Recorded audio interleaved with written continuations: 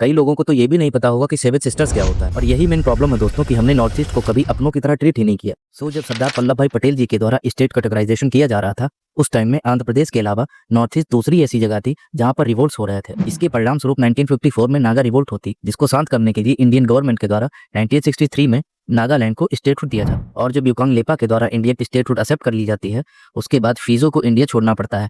अगर फिजो इंडिया ना छोड़ता तो शायद आज हम नागालैंड को सेपरेट नेशन के रूप में देख रहे होते कि इंडिया इस समय पॉलिटिकल टर्माइल से जूझ रहा है, क्योंकि 1964 में नेहरू जी की डेथ हो गई थी।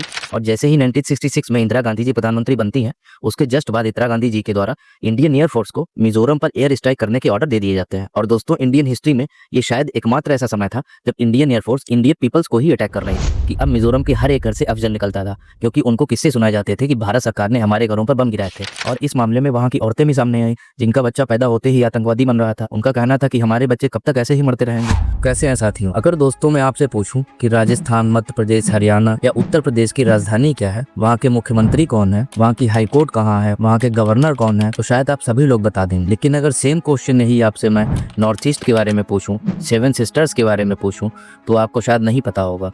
कई लोगों को तो ये भी नहीं पता होगा कि सेवन सिस्टर्स क्या होता है। वो तो लोअर क्लासेस में टीचर के द्वारा हम लोगों को रट्टा मार मार के पढ़ा दिया जाता था, याद करा दिया जाता था, इसीलिए कैपिटल्स तो हम जानते होंगे। और यही मेन प्रॉब्लम है दोस्तों कि हमने नॉर्थ ईस्ट को कभी अपनों की तरह ट्रीट ही नहीं किया। हमेशा उनकी रिलीजन के बेस पर, उनके फेस के बेस पर, उनकी नोज के बेस पर हमेशा उनका मजाक बनाया, हमेशा उनको नीचा दिखाने की कोशिश की। और वो भी सिर्फ इसलिए क्योंकि हम पॉपुलेशन में ज़्यादा है। इनफैक्ट वहाँ पे अभी तक हाई कोर्ट ही नहीं थी। 2012 में 3 बनी है, इससे पहले सिर्फ 1 थी। वहीं दूसरी ओर मुख्यमंत्री और गवर्नर तो पैराशूट आते हैं दिल्ली से, वहाँ के लोकल लीडर्स को कंसीडर ही नहीं किया जाता। और ये सारी बातें होने के बाद हम कहते हैं कि वे इंडिया का पार्ट क्यों नहीं है। इनफैक्ट हम उनके नाम तक का तो मजाक बनाते हैं कि ये कैसा नाम है, किम जोंग उंग। क्या उन्होंने कभी आपसे पूछा कि आपका नाम रमेश महेश सुरेश क्यों है? नहीं, कभी नहीं पूछा।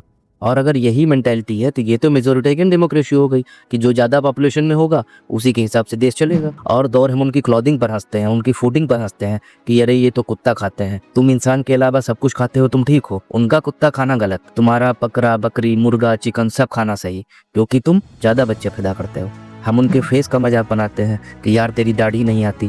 क्या उन्होंने कभी आपसे कहा कि तुम भालू बने क्यों घूमते हो? लेकिन आपके हिसाब से तो बाल वाले नॉर्मल हैं और बिना बाल वाले अनॉर्मल, क्योंकि बाल वाले ज़्यादा बच्चे पैदा करते हैं, ये पॉपुलेशन में ज़्यादा है इसलिए।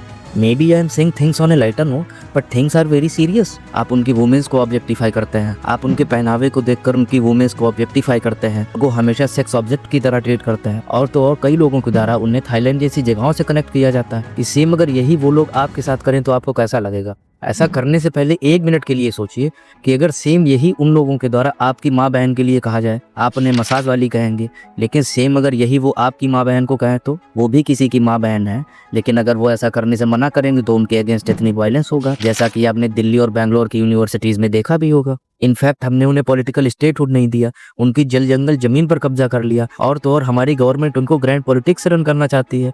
हमारे प्रधानमंत्री वहां जाएंगे और कहेंगे कि कितना दूं। अरे आप अपने मामा के घर से लाए थे जो कहते हैं कितना दूं। ये कितना दूं जैसा शब्द एरोगेंस को शो करता है। मैंने कहीं पे किसी एक गवर्नर का एडिटोरियल पढ़ा था जिसमें उन्होंने कितनी अच्छी बात लिखी थी कि जिस दिन से हम कहना स्टार्ट कर देंगे कि हम आपका विकास करने नहीं, आपके साथ विकास करने आए हैं, the problem will be solve. लेकिन मेन लैंड के पीपल्स की मेंटेलिटी ये है that we are the one who will help North East. हमने उनके लिए सेपरेट मिनिस्ट्री बनाई है। इस टाइप का तो एरोगेंस है मेन लैंड के लोगों का। अरे आपने एहसान किया है कि उन लोगों के लिए मिनिस्ट्री बना दी, वो हमारे देश का हिस्सा है, तो आपकी ये ड्यूटी है कि आप उसके लिए ऐसा करें। चाहे फंड देने की बात हो, चाहे ऑटोनॉमी देने की बात हो, या उनके जल जंगल जमीन के राइट्स को रिस्टोर करने की बात हो, ये आपकी ड्यूटी है कि आप उनके लिए ऐसा करें। इस बात को गवर्नमेंट एहसान फेवर के रूप में क्यों शो करना चाहती है? और ये फैक्ट है कि अगर वर्तमान की सरकार को छोड़ दे तो अभी तक जितनी भी सरकारें आई सत्ता में, किसी ने भी इस बात पे ध्यान नहीं दिया। This is the government in last 70 years which is doing phenomenal job for north east. लेकिन अगर बात करें इंफ्रास्ट्रक्चर या डेवलपमेंट की, तो इस गवर्नमेंट के द्वारा नॉर्थ ईस्ट के लिए एक्स्ट्रा ऑर्डिनरी काम किया गया है। चाहे IIT या एम्स जैसी इंस्टीट्यूशंस को क्रिएट करने की बात हो, this government did a lot, but still lot of work needs to be done, क्योंकि पॉलिटिशियंस तो सेम ही है। तो सेल्फिश पॉलिटिशियंस जिनकी फैमिली यहाँ दिल्ली में रहती थी और वो नॉर्थ ईस्ट को अभी तक रूल कर रहा है, नॉर्थ ईस्ट के लोकल लीडर्स को तो कंसीडर ही नहीं किया जाता था। और यही मेन प्रॉब्लम है दोस्तों। आप बता दीजिए कि अगर कोई प्रधानमंत्री हो हमारा नॉर्थ ईस्ट से, कोई प्रेसिडेंट हुआ हो नॉर्थ ईस्ट से, रिजिजू और संगमा को छोड़कर कोई मिनिस्टर बता दीजिए जो नॉर्थ ईस्ट से हुआ, ये वही नॉर्थ ईस्ट है दोस्तों जो हमारे देश के लिए 80% ओलंपिक मेडल्स लाता है। मैरी कॉम से लेकर वाइचिंग भूटिया तक सभी का ये कहना था कि उनको इंडियन टीम्स में सिलेक्शन लेने के लिए एक्स्ट्रा हार्ड वर्क करना पड़ता था, क्योंकि इंडियन टीम्स में डोमिनेशन मोस्टली पंजाब, हरियाणा और उत्तर प्रदेश जैसे स्टेट का रहता है। इसीलिए नॉर्थ ईस्ट के लोगों को इंडियन टीम्स में सिलेक्शन पाने के लिए बहुत ही ज्यादा मेहनत करनी पड़ती है। इसी इंसिडेंट पर कई सारी मूवीज भी बनी है जिसमें साफ दिखाया गया है कि नेपोटिज्म की वजह से या नॉर्थर्न बेल्ट की मोनोपोली की वजह से नॉर्थ ईस्ट के लोगों को इंडियन टीम्स में सिलेक्शन पाने के लिए कितना स्ट्रगल करना पड़ता है। तो ये थी दोस्तों रियलिटी नॉर्थ ईस्ट की। लेकिन ऐसा क्या हुआ कि नॉर्थ ईस्ट इस सिचुएशन में फंस गया, तो उसके लिए हमें नॉर्थ ईस्ट के हिस्टोरिकल बैकग्राउंड के बारे में जानना पड़ेगा। दोस्तों 1947 में जब हमें आज़ादी मिली और 1950 में जब हमारा संविधान लागू हुआ, उस टाइम में पूरे नॉर्थ ईस्ट में असम नाम का एक राज्य हुआ करता था और नेफा नाम की एक यूनियन टेरिटरी हुआ करती थी। इसका पूरा नाम नॉर्थ ईस्ट फ्रंटियर एजेंसी है। सो प्रेजेंट टाइम में नॉर्थ ईस्ट में जितने भी राज्य हैं वे सभी असम में हुआ करते थे। और यही मेन प्रॉब्लम थी दोस्तों कि अरुणाचल प्रदेश, सिक्किम, नागालैंड, मेघालय जैसे जितने भी पहाड़ी राज्य थे वे इस बात से बिल्कुल खुश नहीं थे कि उनकी कल्चरल आइडेंटिटी असम से मिली हुई थी। और आपको तो ये बात पता ही होगी कि ट्राइबल्स अपने कल्चरल राइट्स को लेके कितने ज़्यादा सेंसिटिव होते हैं। सो जब सरदार वल्लभ भाई पटेल जी के द्वारा स्टेट कैटेगराइजेशन किया जा रहा था, उस टाइम में आंध्र प्रदेश के अलावा नॉर्थ ईस्ट दूसरी ऐसी जगह थी जहाँ पर रिवोल्ट्स हो रहे थे। और 1954 में हुई नागा रिवोल्ट इसी का परिणाम था, जिसको शांत करने के लिए इंडियन गवर्नमेंट के द्वारा 1963 में नागालैंड को स्टेटहुड दिया जाता है। सो नॉर्थ ईस्ट में असम के अलावा नागालैंड दूसरा राज्य था। और इसी समय नागालैंड में एक लीडर हुआ करता था जिसका नाम था जापू फीजो, जो कि एक सेपरेटिस्ट लीडर था। क्योंकि 1918 में एक नागा क्लब बनाया जाता है जिस पर क्रिश्चियन मिशनरीज का इन्फ्लुएंस था, जो कि नागालैंड को एक सेपरेट नेशन बनाना चाहते थे और जापू फीजो उसी में से एक था। सो जब फीजो के द्वारा नागालैंड में सेपरेट नागा गवर्नमेंट डिक्लेयर कर दी जाती है, तो इंडियन गवर्नमेंट के द्वारा उसके against armed forces special power act, जिसको AFSPA कहा जाता है, इम्पोज कर दिया जाता है। और साथ ही साथ इसी टाइम में नेहरू जी के द्वारा नागालैंड के जो दूसरे लीडर थे जिनका नाम था युकांग लेपा के साथ बातचीत स्टार्ट की जाती है। और नेहरू जी युकांग लेपा को इस बात के लिए मना लेते हैं कि युकांग लेपा खुद को फीजो से अलग कर लेंगे और सेपरेट नेशन के बजाय इंडियन स्टेटहुड को एक्सेप्ट करेंगे। और जब युकांग लेपा के द्वारा इंडियन स्टेटहुड एक्सेप्ट कर ली जाती है, उसके बाद फीजो को इंडिया छोड़ना पड़ता है। अगर फीजो इंडिया ना छोड़ता तो शायद आजम नागालैंड को सेपरेट नेशन के रूप में देख रहे होते। ये सारी चीज़ें होने के बाद भी नागा पीपल्स के जो सेंटीमेंट्स थे वो शांत नहीं हो रहे थे और वे 4 प्लेसेस की डिमांड कर रहे थे, जो कि प्रेजेंट टाइम में 4 से बढ़कर 6 हो गई है, जिनमें मौन था, तुआनसेंग था, किफिरे था, लॉन्गलेम था, नोकलाप था और शमातोर था। ये प्लेसेस के अलावा उनकी डिमांड थी कि असम की नागा हेड डिस्ट्रिक्ट उनको दे दी जाए, मणिपुर का कुछ हिस्सा पे चाहते थे और तो और म्यांमार का नॉर्थ वेस्ट का जो पार्ट था उसकी भी वे डिमांड कर रहे थे। और इन सभी एरियाज़ की डिमांड वे इसलिए कर रहे थे क्योंकि इन सभी एरियाज़ को मर्ज करके वे ग्रेटर नागालिम नाम से सेपरेट नेशन बनाना चाहते थे, क्योंकि उनका मानना था कि पहले स्टेटहुड ले लेते हैं, बाद में देश बना लेंगे। और जैसे ही इंडियन गवर्नमेंट के द्वारा नागालैंड को स्टेटहुड प्रोवाइड किया जाता है, नॉर्थ ईस्ट के जितने भी हिली एरियाज थे जिनमें मणिपुर, मेघालय, त्रिपुरा, मिजोरम, इन सभी जगहों पर रिवोल्ट स्टार्ट हो जाते हैं। और अब इन सभी पहाड़ी इलाकों ने डिमांड करना स्टार्ट कर दिया कि उनको भी स्टेटहुड का दर्जा मिलना चाहिए। जैसे कि आपने आंध्र प्रदेश बनाया तो आपको और भी कई सारे राज्य बनाने पड़े। सो अब नॉर्थ ईस्ट में भी ये डिमांड स्टार्ट हो गई थी और इसके लिए नॉर्थ ईस्ट के लोगों के द्वारा ऑल माउंटेन हिल काउंसिल नाम की एक पॉलिटिकल आउटफिट बनाई जाती है, जो कि एक प्रेशर ग्रुप था जिसने असम में इलेक्शन भी कंटेस्ट किए और जितने भी नॉर्थ ईस्ट के हिली एरियाज थे वहाँ की 19% सीट्स पर जीत हासिल कर ली, जिसकी वजह से गवर्नमेंट पर प्रेशर बढ़ता है। और 1971 में इंडियन गवर्नमेंट के द्वारा मणिपुर, मेघालय और त्रिपुरा इन 3 राज्यों को स्टेट का दर्जा दे दिया जाता है। इन सारी बातों के बावजूद भी 2 स्टेट्स को काफ़ी लंबा इंतजार करना पड़ता है, जिसमें पहला था मिजोरम। क्योंकि मिजोरम के साथ प्रॉब्लम ये थी कि लेटर 1960s में मिजोरम में मिजो नेशनल फ्रंट, जिसको शॉर्ट में MNF कहते हैं, नाम की एक टेरर ऑर्गेनाइजेशन हुआ करती थी, जो कि प्रेजेंट टाइम में एक पॉलिटिकल पार्टी है और मिजोरम में इस टाइम पे इसी पार्टी की गवर्नमेंट है। 1960s में इसी ऑर्गेनाइजेशन में लाल डेंगा नाम का एक लीडर हुआ करता था, जो कि 1966 में मिजोरम में इंडिपेंडेंस डिक्लेयर कर दे और वहाँ के आइजोल, जो कि करंट टाइम पे मिजोरम की राजधानी है, और उसके सराउंडिंग एरियाज को कैप्चर कर लेता है। और दोस्तों शायद ही आपको ये पता हो कि लाल डेंगा के द्वारा इस इंसिडेंट को अंजाम इस टाइम फ्रेम में इसीलिए दिया गया था कि वो क्लियर शब्दों में जानता था कि इंडिया इस समय पॉलिटिकल टर्माइन से जूझ रहा है, क्योंकि 1964 में नेहरू जी की डेथ हो गई थी। Jawaharlal Nehru, chief minister of his country since India became independent in 1947, died at the age of 74. Neither on the political stage nor in moral stature was his leadership ever challenged. और इंदिरा गांधी जी ने just अभी अभी प्रधानमंत्री का पद संभाला था, क्योंकि 1966 में ही इंदिरा गांधी जी मोरारजी देसाई को पछाड़कर प्रधानमंत्री नियुक्त की जाती हैं। और जैसे ही 1966 में इंदिरा गांधी जी प्रधानमंत्री बनती हैं, उसके जस्ट बाद इंदिरा गांधी जी के द्वारा इंडियन एयरफोर्स को मिजोरम पर एयर स्ट्राइक करने के ऑर्डर दे दिए जाते हैं। और दोस्तों, इंडियन हिस्ट्री में ये शायद एकमात्र ऐसा समय था जब इंडियन एयरफोर्स इंडियन पीपल्स को ही अटैक कर रही थी, और जिसकी वजह से मिजोरम को 20 साल लंबी इंसर्जेंसी का सामना करना पड़ा।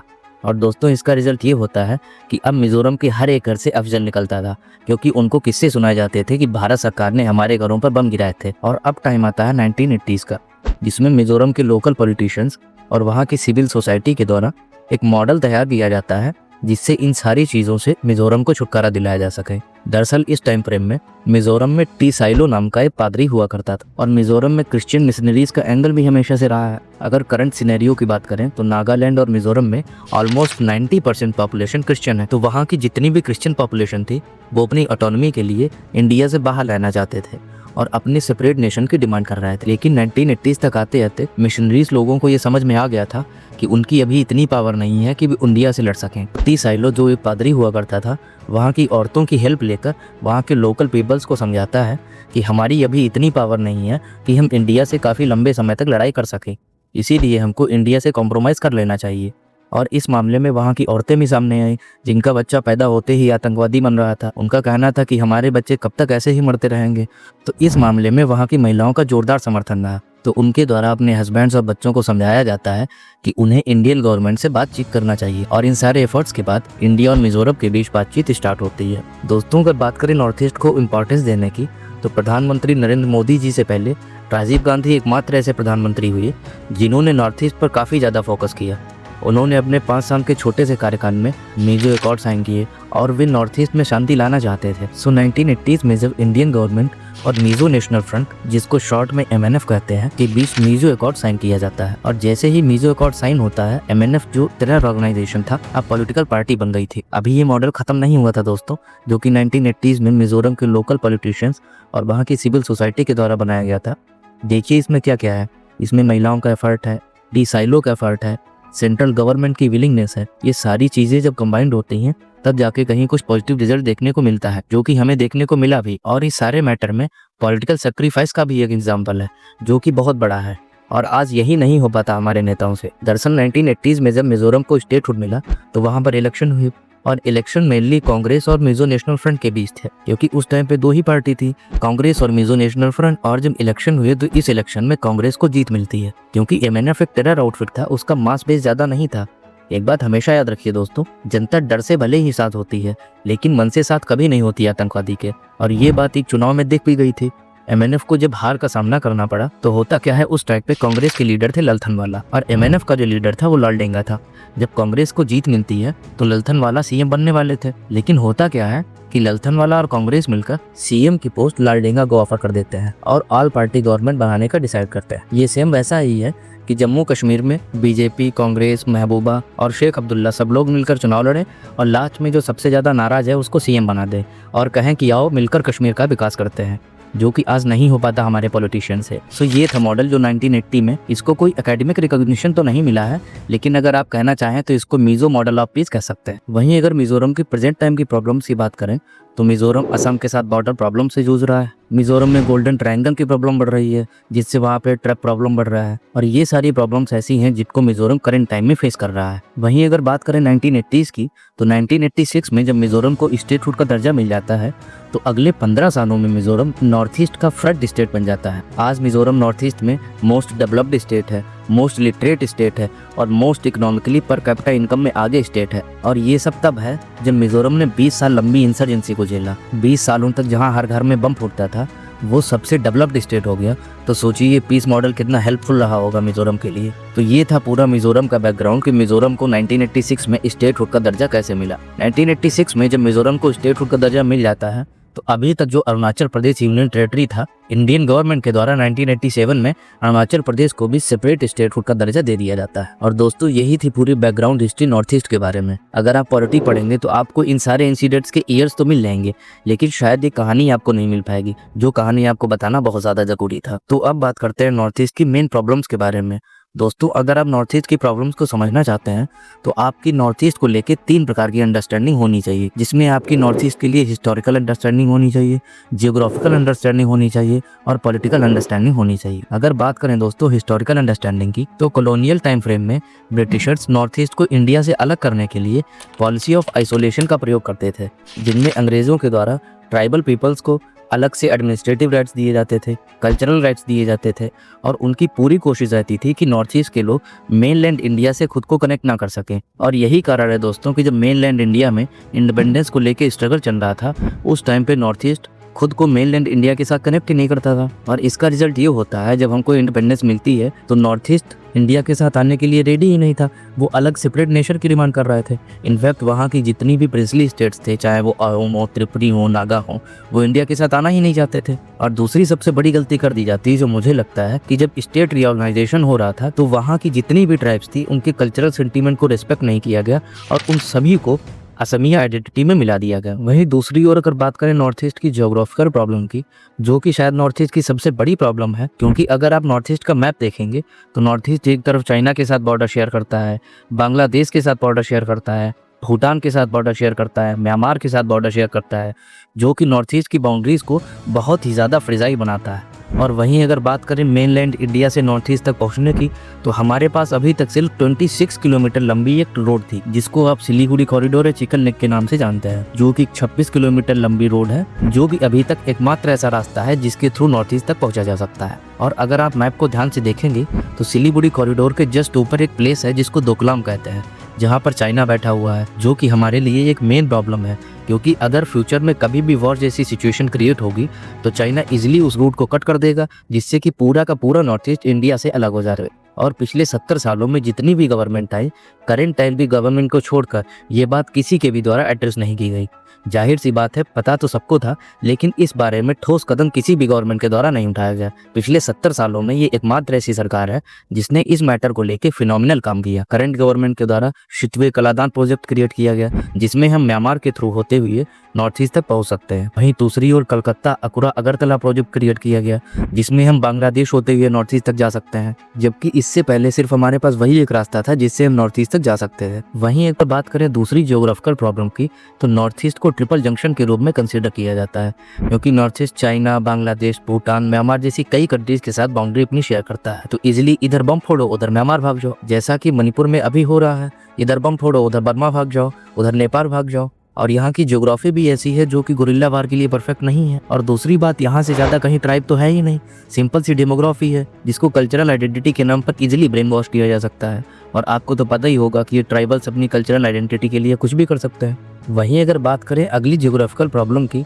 तो नॉर्थ ईस्ट गोल्डन ट्रायंगल से लगा हुआ है, जिससे कि पूरे नॉर्थ ईस्ट में ड्रग ट्रैफिकिंग और आर्म्स ट्रैफिकिंग होती है, जिससे कि वहाँ पे टेररिज्म को बढ़ावा मिलता है। और मणिपुर में अभी यही तो हो रहा है। दरअसल मणिपुर में एक प्लेस है जिसका नाम है मोरे, और इस प्लेस को इंडिया की न्यू ड्रग कैपिटल कंसीडर किया जा रहा है। और ये सारी लड़ाई जो हो रही है, ये ड्रग के ट्रेड को बचाने की हो रही है। और इसीलिए नॉर्थ ईस्ट के बारे में एक फेमस कहावत है कि ये कुकी मैती तो बहाना है, नशे के कारोबार को बचाना है, इसीलिए मणिपुर को जलाना है, क्योंकि कुकी मैती तो हमेशा से चलता आ रहा है। दरअसल सारा मैटर हुआ ये कि मणिपुर गवर्नमेंट के द्वारा एक फॉरेस्ट सर्वे कंडक्ट कराया जाता है, और इस सर्वे में निकल के आता है कि जंगल की अधिकतर जमीन कुकी ट्राइब के द्वारा इलीगली कैप्चर की गई हुई है, जहां पर कुकी ट्राइब अफीम की खेती करता है, और यही अफीम यहां से होते हुए म्यांमार जाती है। और ये बात जब मणिपुर गवर्नमेंट को पता चलती है तो मणिपुर गवर्नमेंट के द्वारा कुकी ट्राइब के डिस्प्लेसमेंट के ऑर्डर दे दिए जाते हैं, जिसकी वजह से ये सारा मैटर तैयार होता है। वहीं दूसरी ओर नॉर्थ ईस्ट की जो इंटरनेशनल बाउंड्रीज है वो बहुत ज़्यादा फ्रेजाइल है, जिसको एथनिक बाउंड्रीज कहा जाता है, क्योंकि दोनों तरफ एक जैसे दिखने वाले लोग रहते हैं। एथनिक बाउंड्री का सिंपल सा मतलब है कि दोनों तरफ नागा ट्राइब के लोग रह रहे हैं, इधर चाचा रह रहा, उधर फूफा रह रहा। ये मानते ही नहीं है बाउंड्री को, फेंसिंग नहीं होने देते, लेट जाते हैं वहाँ पर कि ये मेरे चाचा का घर है, ताऊ का घर है। अभी ये जो मणिपुर में इंसिडेंट हुआ उसके बाद तो फेंसिंग स्टार्ट हुई है वहाँ पे। इनफैक्ट मणिपुर में 2018 में करंट गवर्नमेंट के द्वारा 16 किलोमीटर का फ्री मूवमेंट जोन बना दिया गया है, जिससे कि आप बॉर्डर के दोनों तरफ 16 किलोमीटर तक बिना वीजा के इजिली आ जा सकते हैं। तो वहाँ के जो सेपरेटिस्ट और आतंकी लोग हैं वो सर पर बम और ड्रग दोनों रख कर आ जाते हैं, और हमारी हमारी इंडियन फोर्सेस के लिए ये पॉसिबल भी नहीं है, क्योंकि एक जैसे दिखने वाले लोग हैं तो वो पहचान ही नहीं पाते हैं कि कौन अपना है कौन पराया है। और यहाँ की बाउंड्रीज फ्रिजाई इसलिए है क्योंकि यहाँ का ऑलमोस्ट एरिया तो हिली एरिया है। और मान लीजिए अगर आप हिली एरियाज में फेंसिंग कर भी देंगे तो जिन हिली एरियाज से नदी वगैरह आ रही हैं वहाँ पे आप कैसे फेंसिंग करेंगे। एग्जाम्पल के लिए जहाँ से ब्रह्मपुत्र रिवर बांग्लादेश में इंटर होती है वहाँ पे आप कैसे फेंसिंग करेंगे, क्योंकि वो तो वैली रीजन है जहाँ से ब्रह्मपुत्र रिवर शार्प टर्न लेती है और गॉर्ज बनाती है। अब गॉर्ज में आप कैसे फेंसिंग करेंगे, और वहीं से जितने भी आतंकवादी हैं और इलीगल रिफ्यूजी हैं वहीं से आ जाते हैं, इंटर कर जाते हैं इंडिया में। लेकिन करंट गवर्नमेंट के द्वारा इस प्रॉब्लम को भी रोकने के लिए बोल्ट QIT नाम का एक प्रोजेक्ट चलाया जा रहा है जिससे कि बांग्लादेश से होने वाले इलीगल रिफ्यूजी प्रॉब्लम को रोका जा सके। वहीं अगर बात करें नॉर्थ ईस्ट की कल्चरल इनसिक्योरिटी की प्रॉब्लम की, तो नॉर्थ ईस्ट हमेशा से इलीगल रिफ्यूजी प्रॉब्लम से जूझता रहा है। इनफैक्ट आप देखेंगे कि नॉर्थ ईस्ट में लोग 360 डिग्री से आ रहे हैं, मतलब चारों तरफ से आ रहे हैं, चाहे वो भूटान से हो, म्यांमार से हो या बांग्लादेश से हो। ये तो आउटसाइडर्स हो गए। इन आउटसाइडर्स के अलावा बिहार और बंगाल से भी लोग नॉर्थ ईस्ट में मूव कर रहे हैं। आधे से ज्यादा नॉर्थ ईस्ट को तो इन लोगों ने भर दिया है। तो नॉर्थ ईस्ट इनसाइड और आउटसाइड दोनों तरफ से इलीगल प्रॉब्लम को झेल रहा है। और वहाँ की जितनी भी ट्राइब्स है उनको ये फील हो रहा है कि ये हमारी डेमोग्राफी चेंज कर रहा है, क्योंकि वहाँ के लोकल माइनॉरिटी हो गए हैं, बिहारी, बंगाली और बांग्लादेशी मेजॉरिटी हो गए, और अब ये उनकी कल्चरल आइडेंटिटी को अटैक कर रहे हैं, उनके रिसोर्सेज को एक्सप्लॉइट कर रहे हैं। और अब तो वोट बैंक भी यही है भाई। सिंपल सा मतलब है कि वहाँ पर लिमिटेड स्कूल और हॉस्पिटल इंफ्रास्ट्रक्चर है, उस पर दबाव बढ़ रहा है। ऐसी कंडीशन अगर कहीं पे भी होगी तो सेम सिचुएशन क्रिएट होगी, जैसे कि अभी दिल्ली में भी हो रहा है कि लोग बिहार, उत्तर प्रदेश, बंगाल हर जगह से दिल्ली में मूव कर रहे हैं। तो वहाँ पे भी यही सिचुएशन क्रिएट हो रही है। और इसी को कहा जाता है कि बाहर से आए लोग डेमोग्राफी बदल रहे हैं और कल्चर पर अटैक कर रहे हैं। अभी आपने देखा होगा कि छठ पूजा सभी ने मनाई, भीगू क्यों नहीं मनाते सभी लोग? सिंपल सा सवाल है। करवा चौथ ही क्यों मनाते हैं? तीज क्यों नहीं मनाते पूरे देश में? इसका सिंपल सा आंसर यही है कि इंडिया में कुछ कल्चर ऐसी हैं जो डोमिनेंट है और पॉपुलेशन में ज्यादा है, और वो इंडिया के हर पार्ट में मूव कर रही हैं। बस यही कहानी है दोस्तों। यही पूरा माइग्रेशन प्रॉब्लम है कि बाहर से लोग आएंगे, सत्ता, संसाधन और संस्कृति का संकट पैदा करेंगे और इसीलिए लड़ाई होगी। इनफैक्ट नॉर्थ ईस्ट के 90% टेरर ऑर्गेनाइजेशन बने ही इसलिए हैं। और दोस्तों आपने नॉर्थ ईस्ट की एक ऑर्गेनाइजेशन का नाम सुना होगा जिसको शॉर्ट में आसू कहते हैं, जिसका पूरा नाम ऑल असम स्टूडेंट यूनियन है। वो बांग्लादेशियों को बाद में मारता था, बिहारियों को पहले मारता था। त्रिपुरा में भी ऐसी लड़ाई हुई। अभी कुछ साल पहले मेघालय में भी आपने इंसिडेंट देखा होगा जहाँ पे सिख लोगों की किलिंग्स हुई।